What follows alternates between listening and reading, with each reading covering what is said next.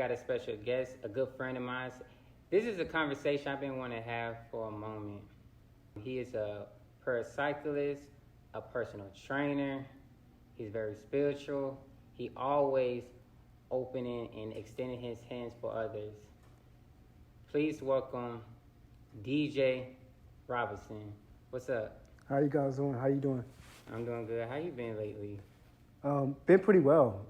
Just trying to work on my craft, just trying to just perfect me, work on self-care for myself, and just been really putting the pedal to the metal in what's my last semester in my undergrad.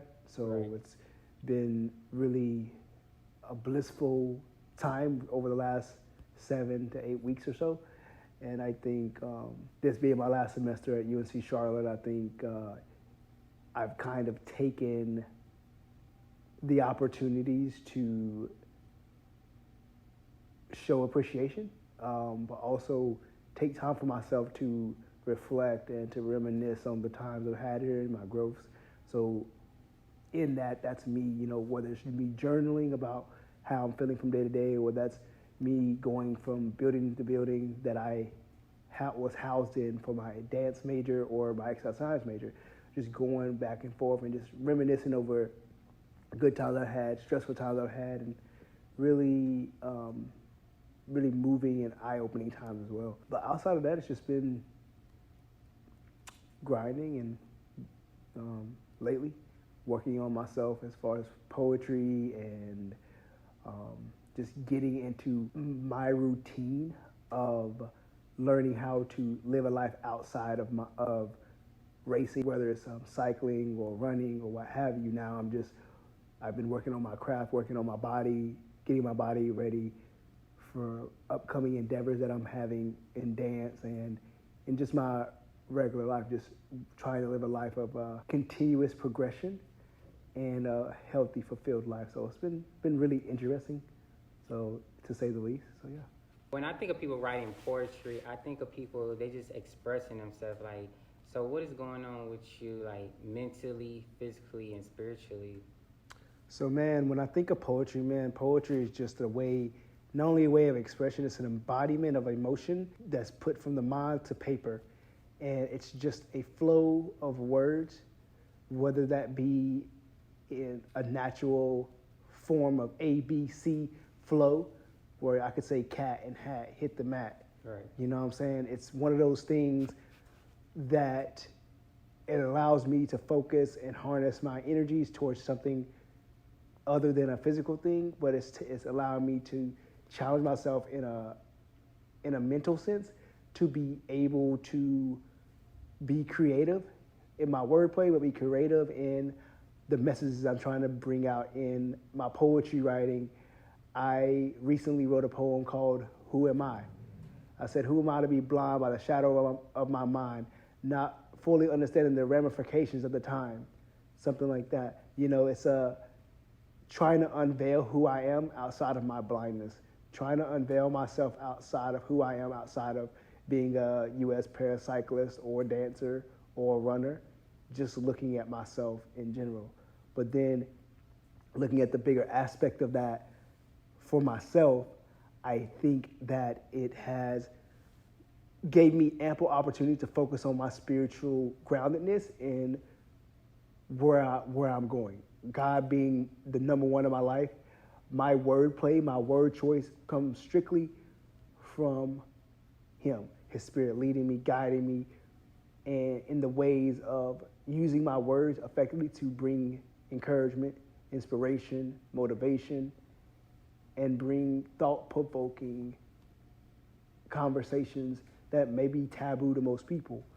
And in that, though, I've been able to filter in the void of having this desire to need other people or to need someone outside of Christ to be able to ground me. But my poetry has been a way for me not only to express myself writtenly and creatively, but it's a way of escape so that the words I put on paper are true and authentic, So when I have conversations and interactions, I'm not approaching any type of communication, whether it's building rapport or just showing empathy by placing myself in someone else's shoes.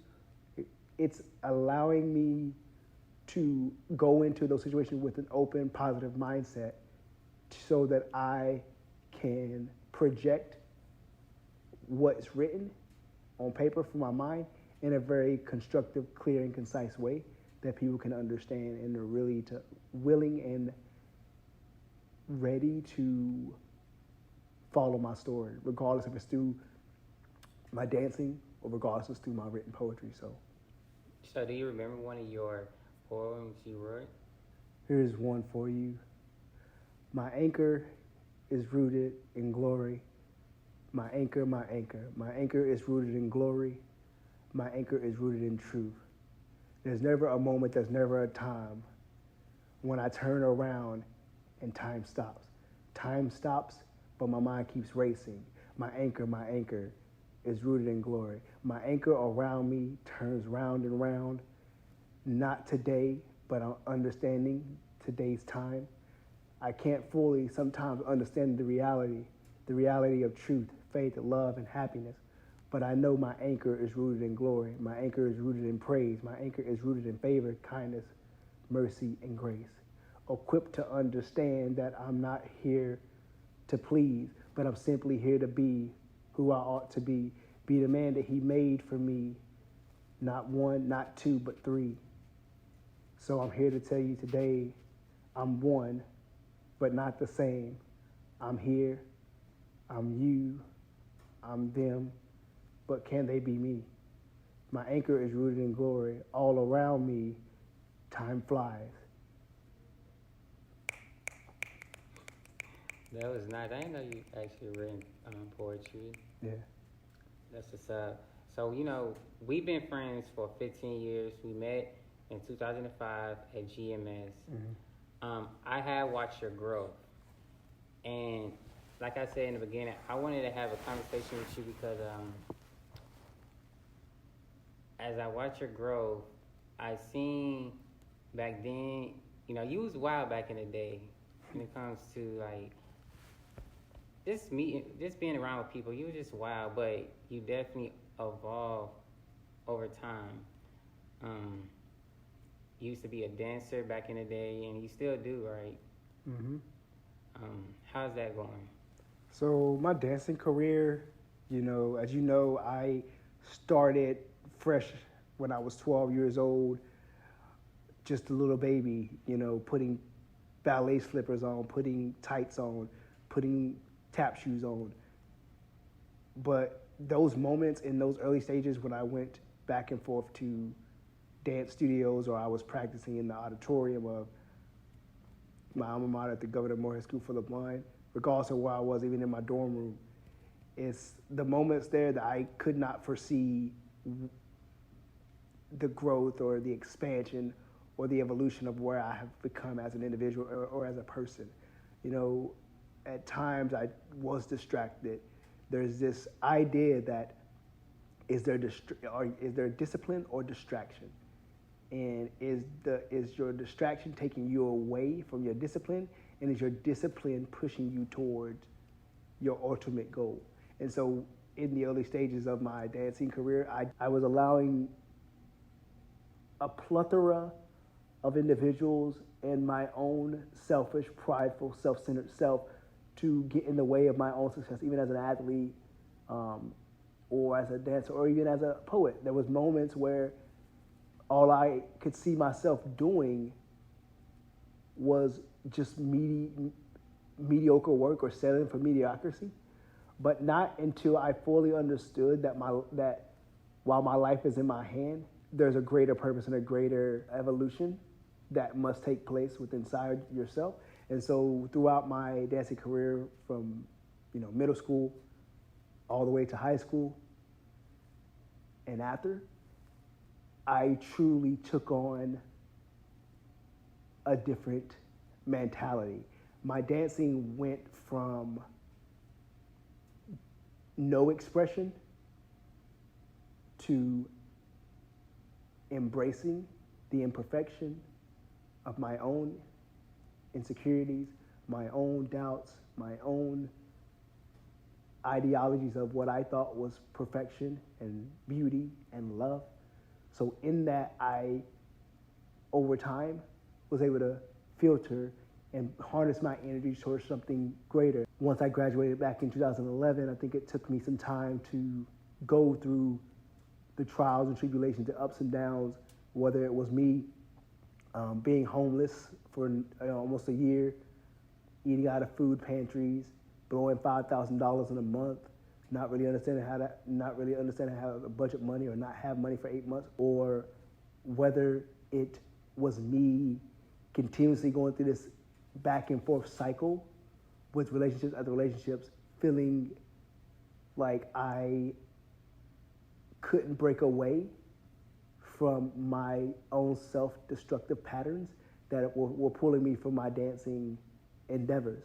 But I took some time off from 2011 to 2016, 15, where I got a new love, which was becoming a U.S. paracyclist.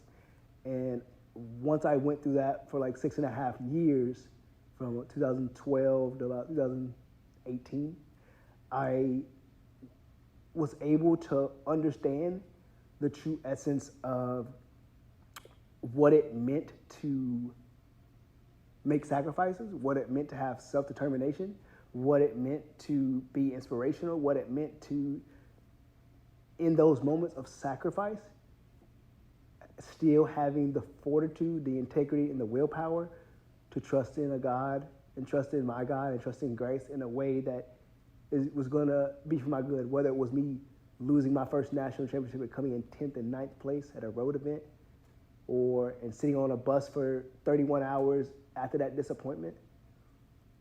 There's the moment sometimes, not when you're up or not when you're working on your craft like I was in dance, it's that you find the most bliss, but it's the moments when you suffer the defeat and suffer failure and loss that brings you to those moments where you can reinvent yourself. And not until I understood that maturity, in order to reach that pivotal point of being a man, not being a man, a macho man, but being a man that does the little things right, is that man who embraces integrity, embraces humility, shows grace and compassion.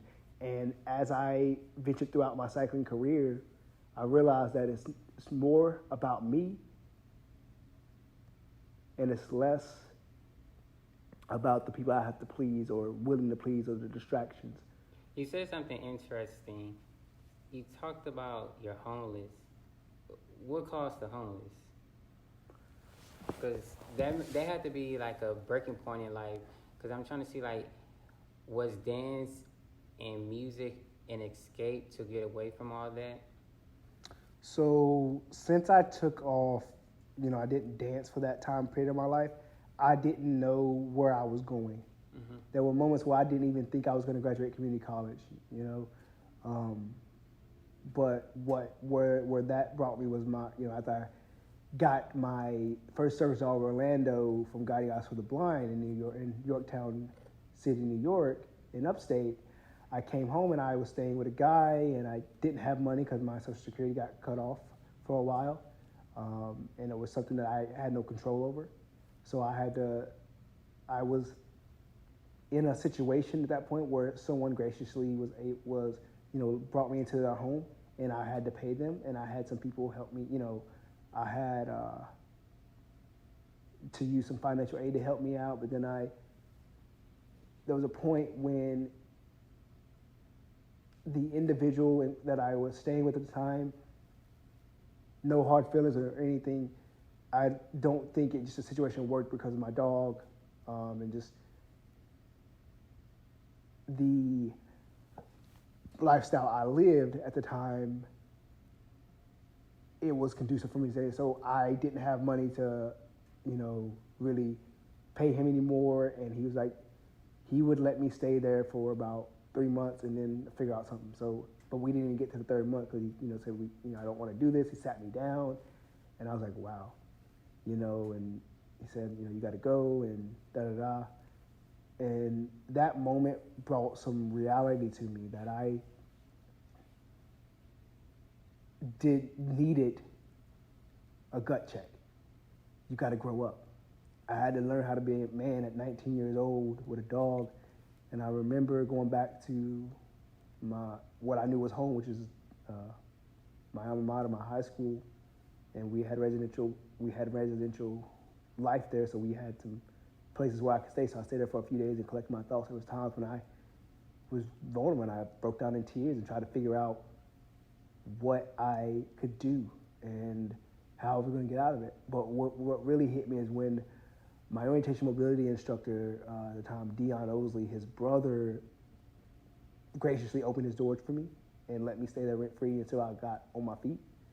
But there was some moments, some tough times in there in that 2011-2012 year, my freshman year, of not only was I homeless, not only did I not have money, but I didn't fully understand how to self-care, manage life, manage finances. And so dancing wasn't there. I lost my passion. I was so focused on feeding myself. There was times when I was going to food pantries and Salvation Army to get some clothes, or when I was going to a church to get a food voucher, whatever the case is. It was nuts. And I remember that same year, my brother graduated high school in 2012. My grandfather had died of a massive heart attack. Starting my second semester in college, and then my aunt died on the day of my brother's graduation from high school on June 9th, and it was just like, whoa. So that on top of that just completely threw me for a whoa, but it was a crazy semester, but it was something I rebounded from, and cycling took over the place of my first love, which was dance. I eventually got back to dance now, but cycling showed me hard work, it showed me grit, it showed me tenacity, and it showed me that success must meet failure, and failure must meet success. But in the middle of there, it's the struggle and the process, and you're constantly growing through the failure to reach your goal.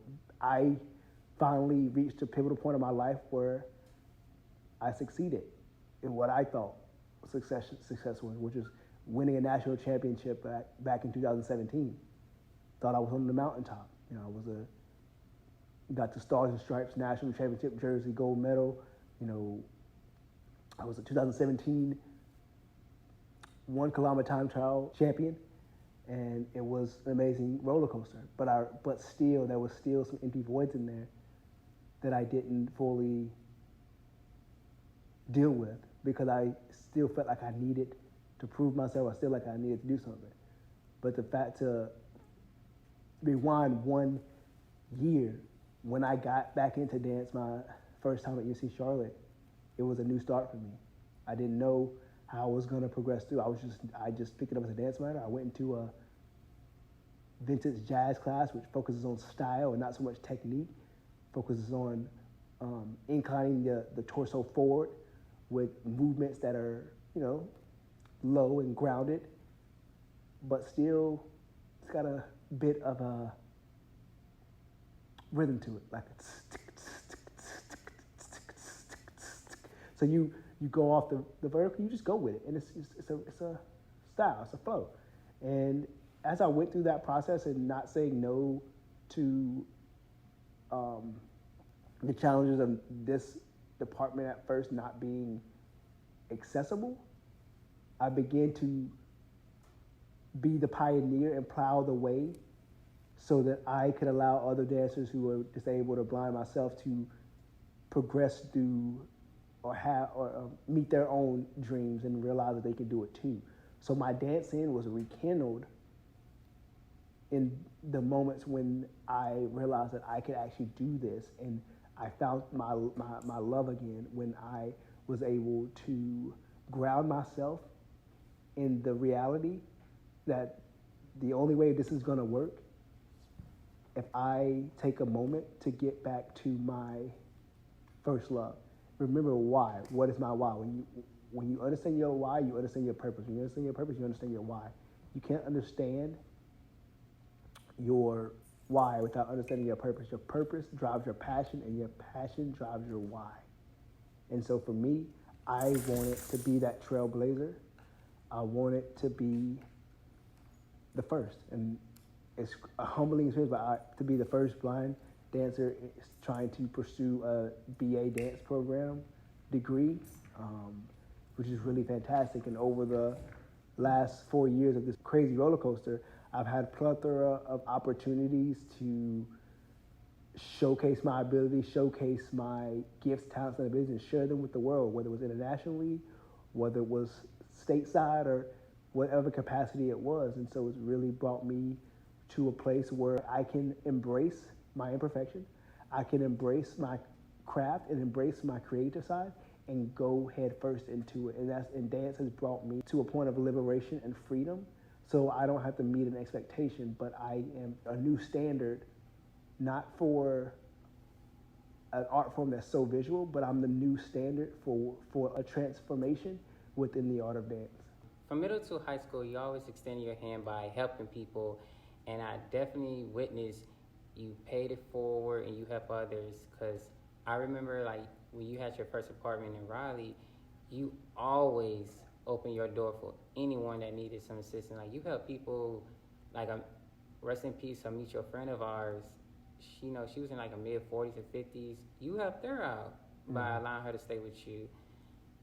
Where does that come from, like, that compassion, like having that sympathy, just helping people?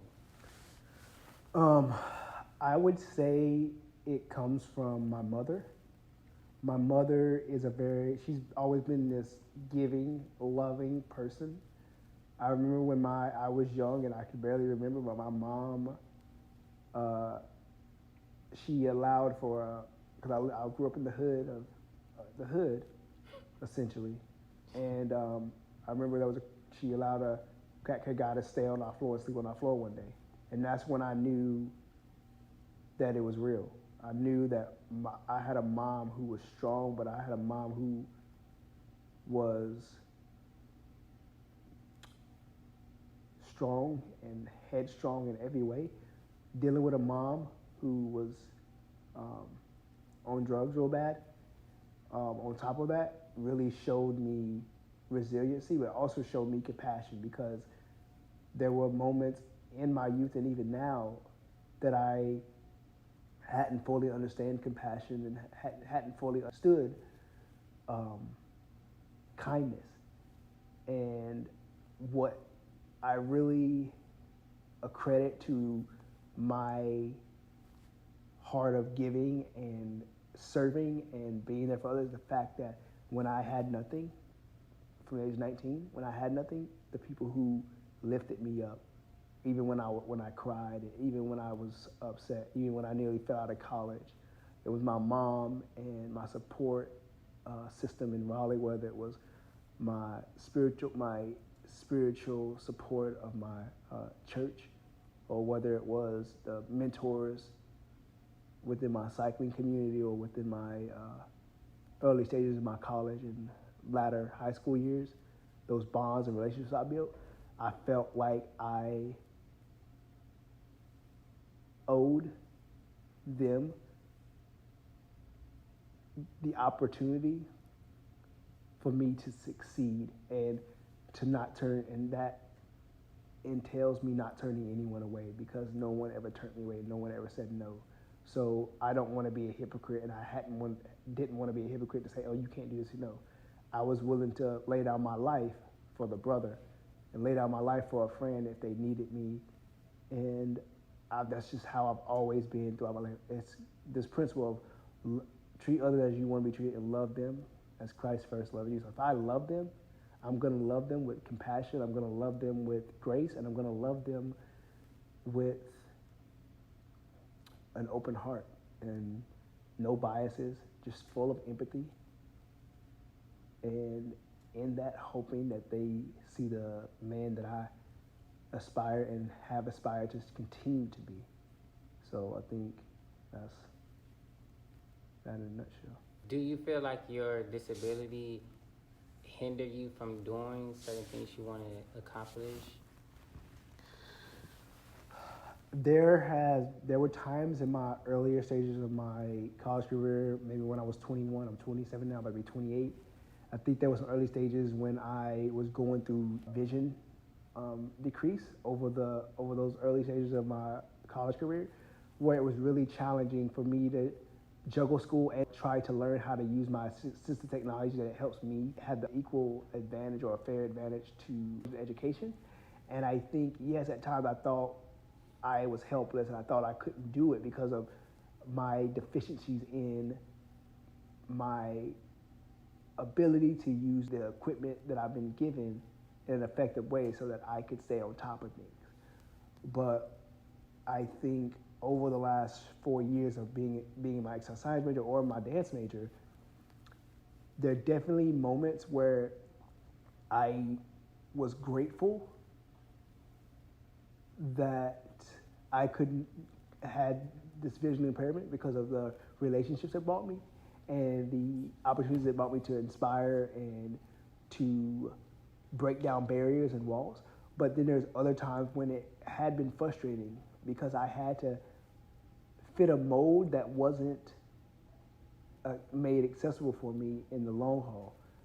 And I had to advocate for myself, and I had to share with the faculty and staff here at the University of North Carolina, Charlotte, to give me what I thought was fair and adequate for me to have the same success as others. And if I would have not done that, I don't think I would be here today. And there's times when I literally get frustrated because I'm like, man, I can't see. But one thing it never stopped me from dancing. Even when the teachers were really hard to work with at times, or even when the teachers weren't fully equipped to understand how to integrate me into either exercise science or dance, it took me being patient. It took me really realizing that my momentary afflictions were not going to be forever, and they were going to build character, and that character was going to turn into a greater hope that I was doing something great. I had my best friend and my liaison. She's just my sister, Lillian Willis. She once told me, "Hey, man, right before I was going to go on stage to perform in my first big collegiate performance, she said, man, no need to be nervous. You put in the work. You're here to share your gift, talents, and abilities with them, so go and rock it."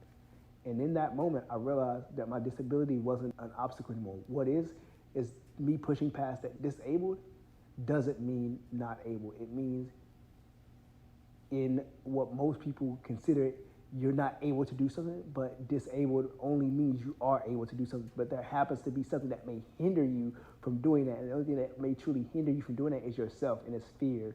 And fear is this misplaced faith, not only in yourself, but a misplaced faith in God, in my opinion. And so I think, and I would say that it has been a struggle, but I wouldn't trade anything for the world because, A, God's given me a heart to see beauty, whether it's external or internal beauty. He's given me the ability to overcome my deficiencies and my lack. And he's also given me the ability to be able to shine a light into areas where it's dark and there's not a lot of hope, and there's a plethora of agendas happening at once where people want what they want and there's no compromise, or they're not willing to make the adjustment. So I think, to your question, there are times, yes, that I hated being blind, but I realized that God is using my lack of sight as a way for his power and love to be manifested through me, through the love I share, through the integrity I walk in, through my ability to empower and inspire and motivate others to not quit. Because success is getting started, then it's getting up, and then it's dreaming bigger. So with that in mind, we all have infirmities that we deal with. Myself, I just happen to have a visual one that you can see, but there's all kinds of infirmities that we all struggle with, and it's how we all, as individuals, choose to react to it and deal with it. So yeah. Your dancing also took you all the way to Italy. Can you talk about that experience?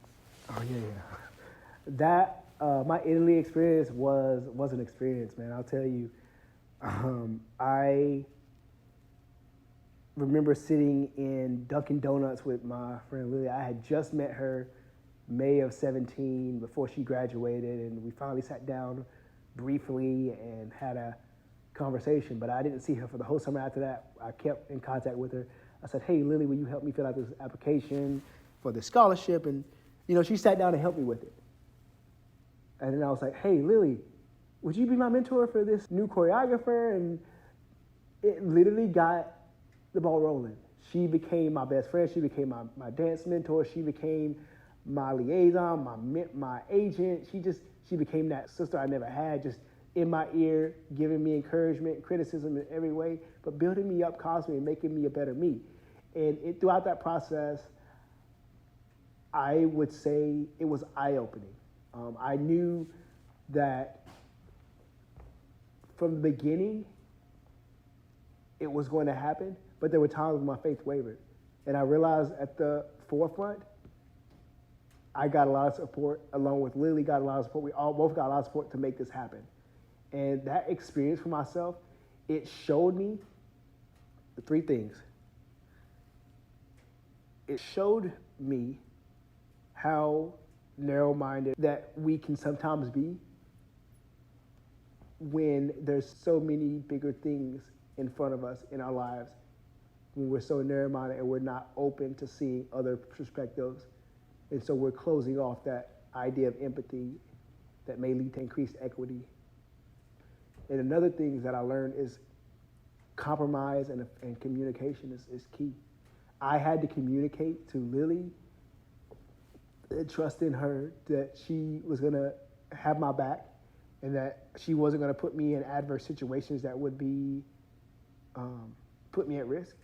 And I would say that every moment, whether it was she and I in a ballet class together or a modern class together or just touring the streets of Torino or Venice, that I had my best friend with me, and I knew that where there was a language barrier, I knew that I would not be hindered from participating and being just like the other students.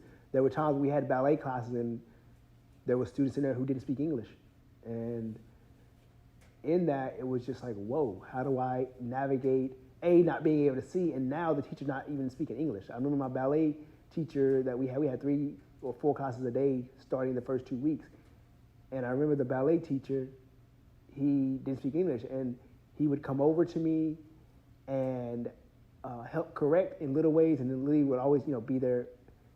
She would have to position my body in certain ways because she would just have to look at what the instructor and teacher was doing in order to give me the feedback. But then it was still hard because of that language barrier.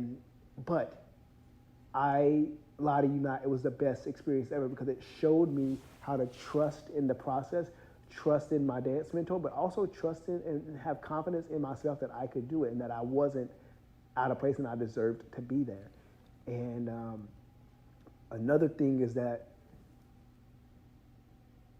when our last week in Italy, we were in Monte Carlo in the mountains, the hillside, stayed on a wine vineyard. And it got real because we stayed in glamping, and we were a long way from Kansas, to say the least.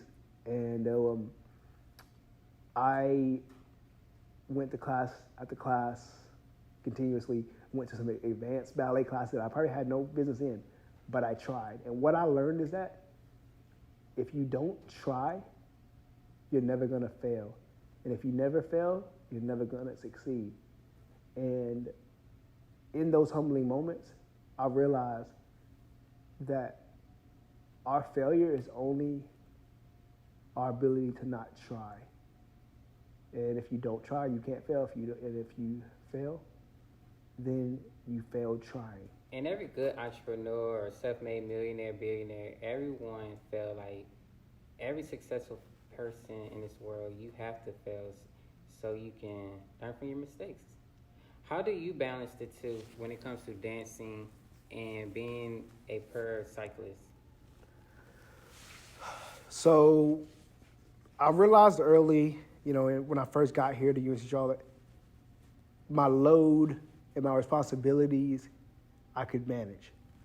But after a while, I had to pick. Once I won my national championship back in 2017, me and my pilot, Kyle Knott, I realized that I had done what I needed to do, and I had to take a moment of self-reflection to realize what was important, because I was spending a lot of money and getting, it had been my life, my identity for so long, and I didn't know what my identity would be like outside of cycling. I didn't want to give myself fully to dance at the time because I was afraid that it wouldn't prosper into anything. So I hung up my cleats after my second time at the World Championship prelims to go to Brazil. That was back in spring of 18. And I went there, and I was with my teammate, and him and I, Evan Thompson and I, we had two different personalities. He was headstrong and really confident, and I was, reserved and still loud and outgoing, but it was just not our time. We missed going to Worlds by 3 seconds. But it told me in that moment that I had something else to do. And so I hung up my cleats, I picked up a pair of running shoes and started running. And so from that point on, I realized that I could go, my mentor Jim Albert once told me, you can go after where your passion is. And cycling hadn't been, it was fun, but it stopped being fun after a while. And when something stops being fun, then you gotta reevaluate where you're going. But I tell you what, balancing is not always easy. You gotta be able to time manage it. You gotta be able to say no. And when I made that decision to hang up my cleats, the world was my ocean. It opened up so many things in dance that I could never not see before. I had the opportunity of doing a special with PBS, and then also I had an opportunity to work with Sugar Pop Productions and do an Adidas Spec commercial with Meg Gamas and her. And that's when you went to Atlanta. Yeah, I was in Atlanta. And so those opportunities opened up, and then that opened up to a plethora of me going to Italy, and then those continue to open up things. I also intertwined in all that, I was able to develop a workshop titled Since We Be On Site to help dancers and educators foster a deeper understanding of body awareness while stepping away from comparisons, insecurities, and perfections so that they can embrace their self and love and appreciation for them and self. So saying that, it took a lot of reorganizing. It took a lot of long days, self-reflecting of what I wanted. And one of my mentors, he was a faculty fellow for the Martin Scholarship that I won back in 18. He said that, you could do 10 things good, or you can do 5 things great and leave a greater lasting impact. So what do you want to do? So that's what I had to hone in on and realize that in order for me to leave a greater impact, I had to do less. And that's the key, is to do less is more sometimes when you're trying to leave a more lasting impact. So what are your future plans after you graduate? God willing, I plan to be at Duke University studying a master's degree in dance with a focus on education and business. I am working on establishing and founding my nonprofit Empower 23, motivational speaking and mentoring. That will, and the money that I will get back from that will help to give back to the arts, but also it'll be twofold. I will allow students and underprivileged youth to come into a space where they can express themselves through music or dance or theater, while also having another partner help them to understand the importance of health on the other side of health and wellness and fitness, and the importance of nutrition and healthy living, and bringing it all full circle. And getting that off the ground, but really using my platform as a dancer and as an athlete to really encourage the youth to make a decision and don't be afraid to say yes, and don't be afraid to fall, but always to get back up. But other than those two, I aspire one day, my biggest thing one day is to dance on a big stage and for the millions of people watching me. What is your degree now? Like, what is your major? So I'm a dual major in exercise science and dance performance choreography theory. So that's where I'm at. I've studied that for 4 years now. So it's been a really good complement to one another. So, and also, if I desire to, I also am gonna obtain my massage license to add to my repertoire. Because I'm a Renaissance man.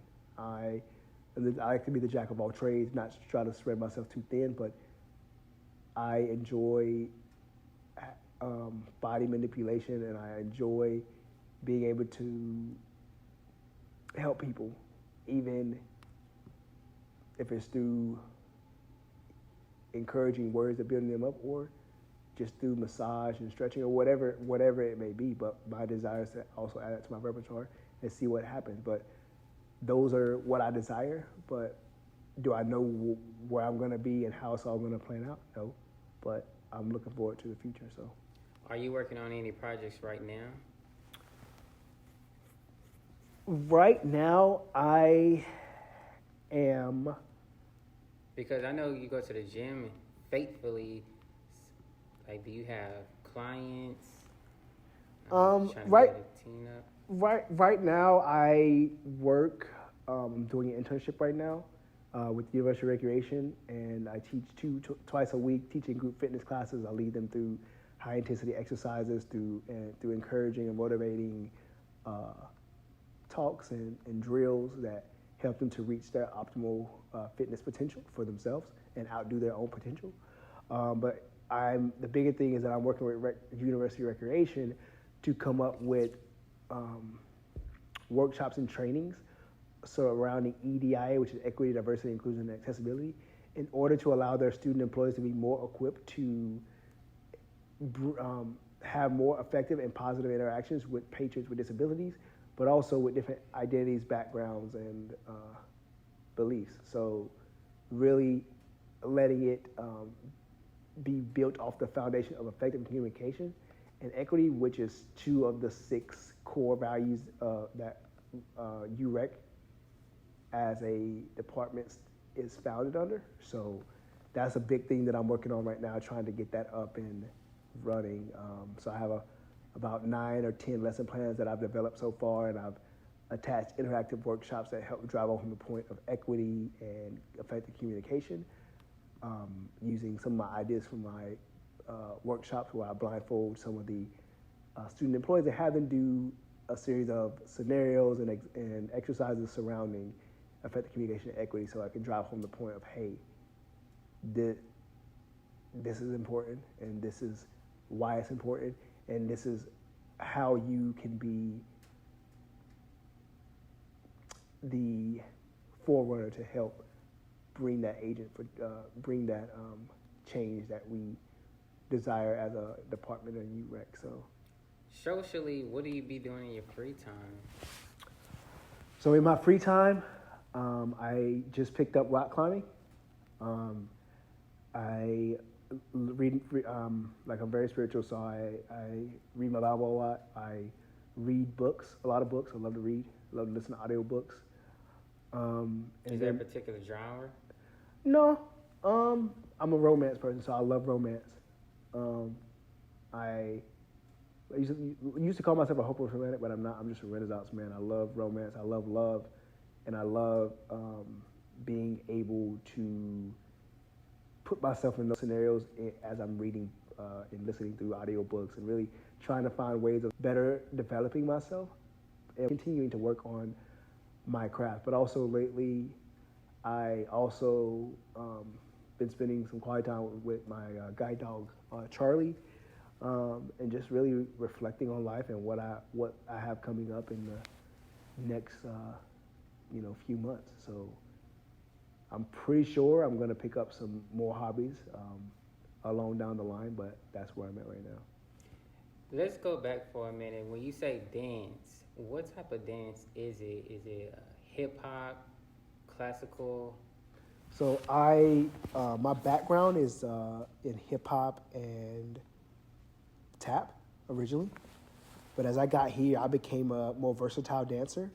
So right now I'm taking a level 3 ballet,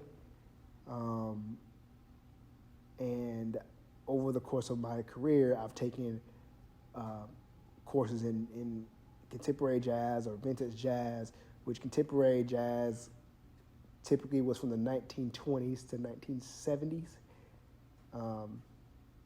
and during like times of ragtime, and so there's that. I've also done some African diasporic types of dance, like West African, and some other non-traditional forms like Odissi, which is a traditional Indian style of dance. I've done improvisation, which I really love. I can I'm not restricted to a certain box, but I'm able to put in elements of a few different styles of dance into choreography sequences and to make a little bit of my own. So that's pretty much what I dive in. But where my heart is improvisation and hip hop. Talk about the dance performance I went to. What was that dance? Wasn't it called Move?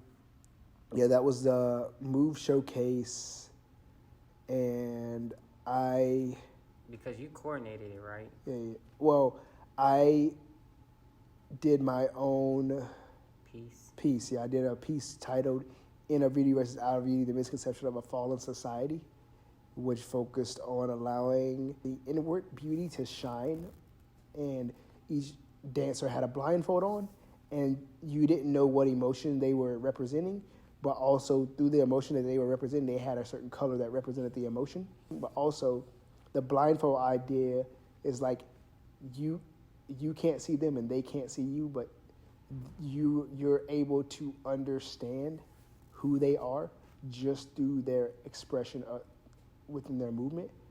So that's kind of where that piece came from. I've also done some work with my good dance friend Ella Sanchez, and we've done Better or Worse, Past, Present, or Future. We did Better or Worse, a duet rendition. So I've done people like that with Lillian Willis at a few events that she choreographed, and so I've done a plethora of dances through Move Dance Alliance here as a part of the dance department, which is a student-run organization, which is an amazing student-run organization that just allows dancers to come and share their choreography and share their ideas with their audiences. So yeah. I don't know about you, but I'm tired of sitting these seasons. Do you feel like doing some dances? Sure. All right. Let me change and we'll do some stuff.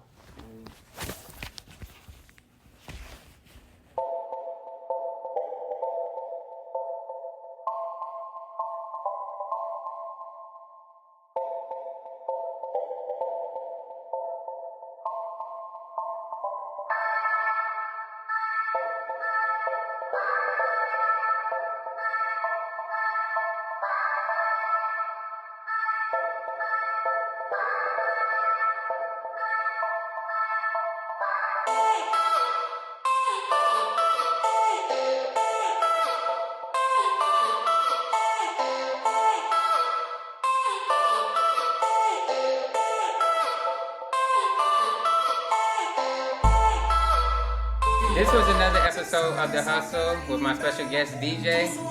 As you can see, I'm not a dancer. I'm going to stick to interviewing. You're good though. You're good.